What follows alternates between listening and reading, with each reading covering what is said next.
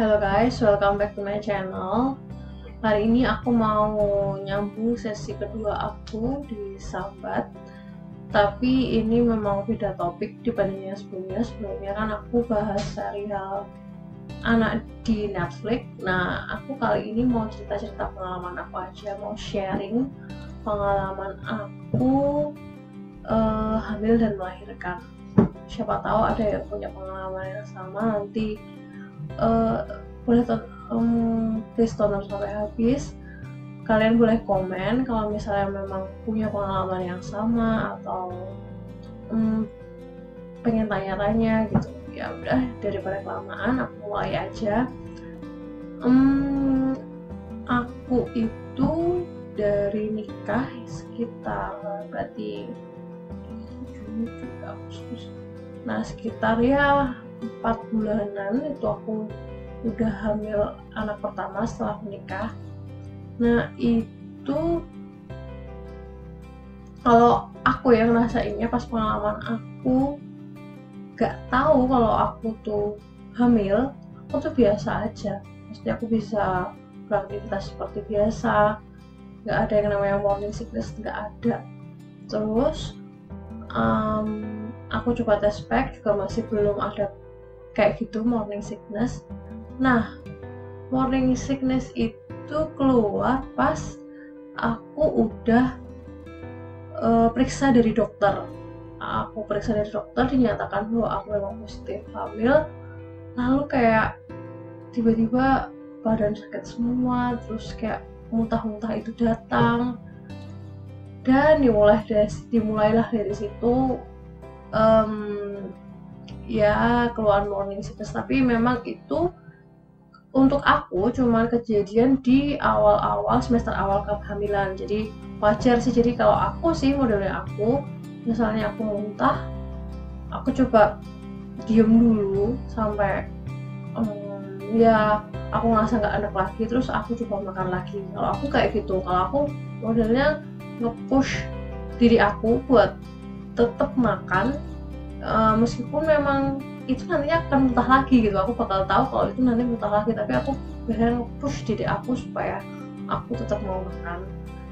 Nah, dari niat aku itu, jadi aku juga nggak ada pantangan saat hamil. Maksudnya aku bisa makan ini itu nggak bermasalah. Sampai hamil gedenya pun juga nggak pernah bermasalah, apalagi malah makan apapun, pokoknya segala macam aku makan. Kalau terakhir itu karena dokternya bilang itu berat badan bayinya suruh nambahin lagi, aku disuruh makan es krim. Padahal waktu itu aku lupa naik berapa kilo, tapi mungkin sekitar 20, biasanya 20 kiloan, pokoknya udah gendut banget. Nah, itu masih disuruh makan es krim soalnya berat badannya anakku belum sampai 3 kilo. Nah, rencana awal namanya juga ibu baru, namanya juga baru pertama kali pengalaman.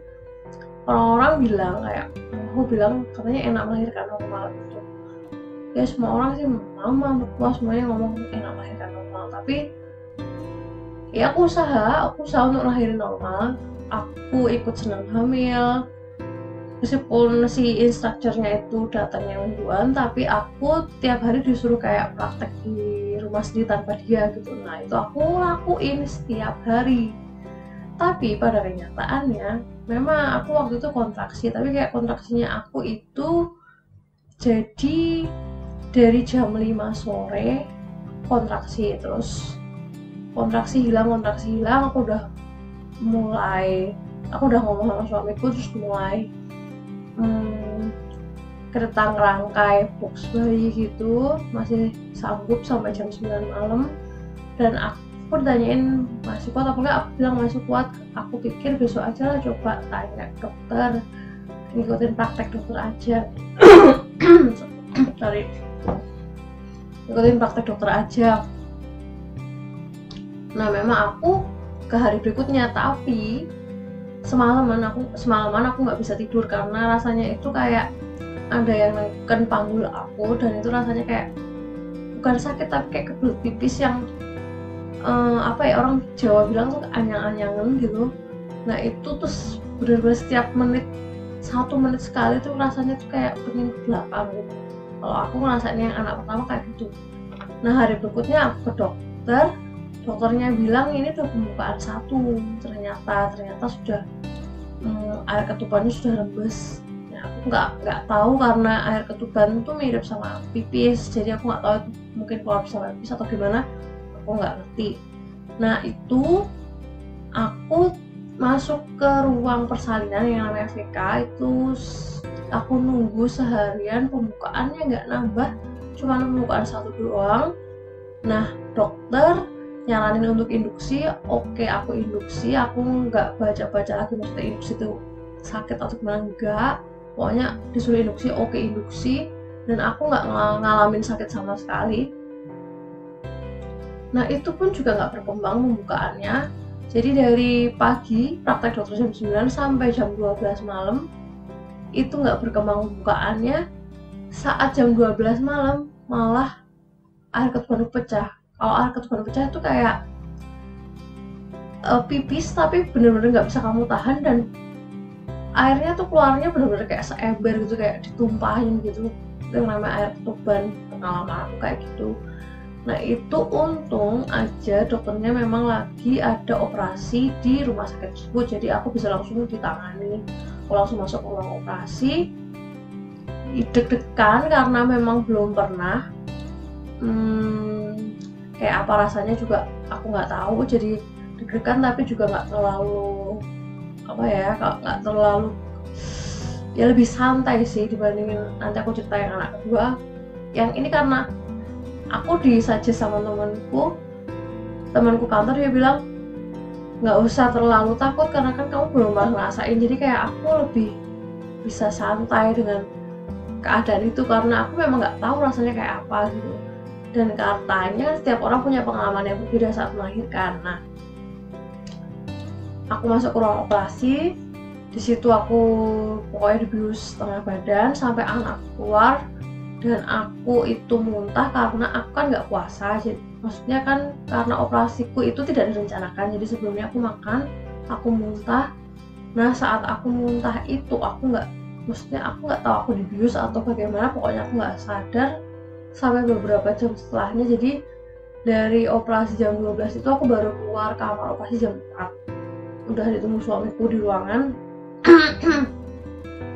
Aku baru lihat anakku ya baru pagi jam 6, itu aku baru lihat anak kayak apa, karena waktu itu juga mungkin karena aku nggak sadar, jadi aku nggak melihat bayinya pas di ruang operasi. Nah Nori, buat pengalaman pertama sih takut, tapi nggak terlalu takut karena belum pernah ngerasain. Nah yang ini yang pengalaman yang kedua, anak yang kedua, kalau saat hamil sama sih, kalau aku saat hamil anak pertama sama anak kedua tuh kayak sama, kayak maksudnya aku nggak terlalu susah sih, makan apa aja bisa, nggak muntah-muntah juga cuma di awal, nggak terlalu rewel. Ya mungkin menurut aku sih nggak terlalu rewel. Tapi ini sekilas kalau bedanya sama anak pertama, kalau yang pas anak pertama itu kayak aku kata orang-orang kayak aku lebih galak. Kalau yang ini sih mereka nggak komplain, jadi mungkin aku nggak segalak yang sebelumnya ya. Nah ya kalau yang anak kedua ini karena kayak malah, kalau menurutku malah suamiku yang jadi pengen macam-macam. Jadi aku nggak pengen apa-apa, tapi suamiku pengen makan pedes lah, pengen makan ini kah. Menurut aku sih malah suamiku yang ngidam. Nah ya itu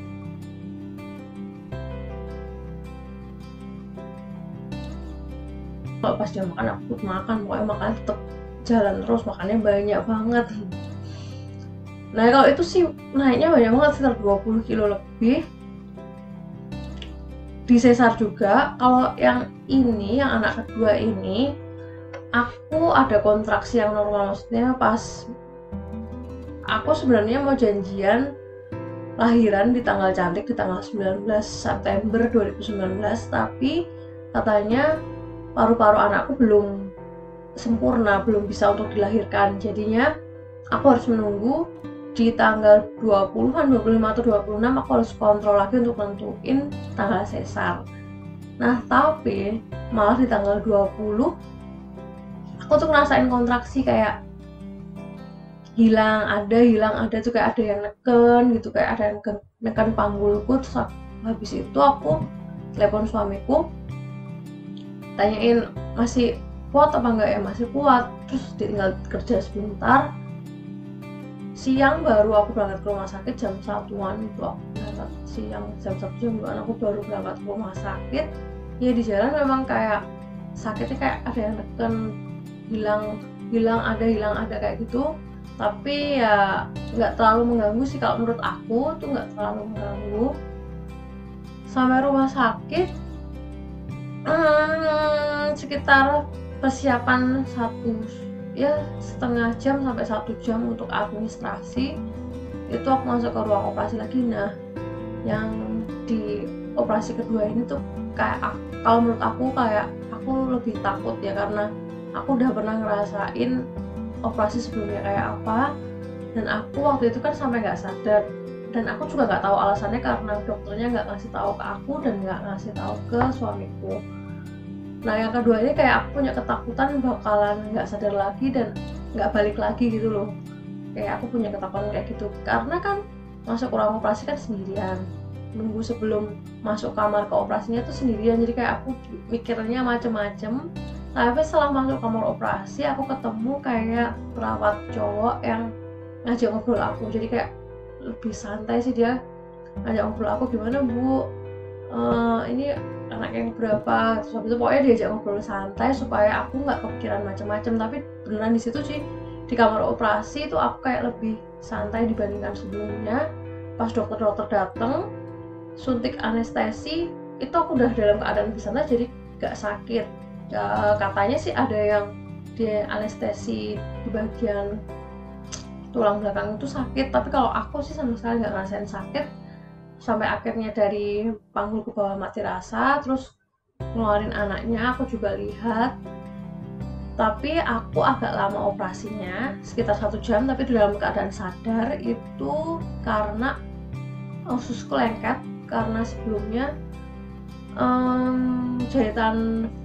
jahitan sesarku yang sebelumnya yang anak pertama itu vertikal. Jadi kata dokter tuh menyebabkan ususnya mengalami pengelengketan. Jadinya setelah anaknya keluar, dokternya tuh kayak benerin usus aku. Jadi sekitar 1 jaman baru bisa keluar dari kamar operasi dalam keadaan sadar, lalu balik lagi ke kamar. Jadi ya cepet, jadi jam 4-an, ya mungkin sekitar jam 6-an sudah sampai kamar operasi lagi dan dalam keadaan sadar. Cuman beda sih sama yang kemarin. Kalau yang pertama kan benar-benar nggak sadar, jadi kayak awal-awal sadar kayak orang mabuk ditanyain suster, jadi kayak nggak jelas gitu omongnya. Padahal kalau yang anak yang kedua ini aku ditanyain masih dalam keadaan sadar, cuman ngantuk berat kayak gitu.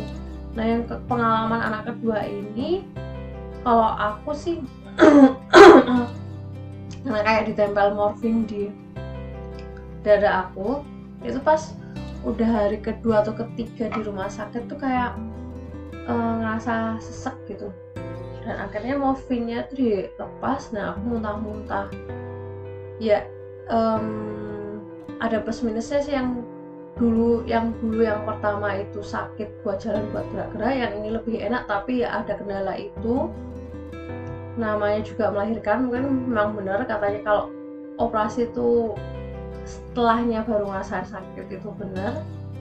Kalau tapi yang ini aku udah langsung bisa gerak ke kanan ke kiri dan jalannya lebih enak. Sekitar 3 harian aku udah bisa jalan, nggak terlalu sakit kayak yang pertama. Terus ASI juga keluar lancar. ASI yang anak pertama keluar lancar, ASI yang kedua juga keluar lancar. Kalau menurut aku sih ya pengalaman melahirkan itu sendiri-sendiri ya, Nek. Maaf bahasa Jawanya keluar.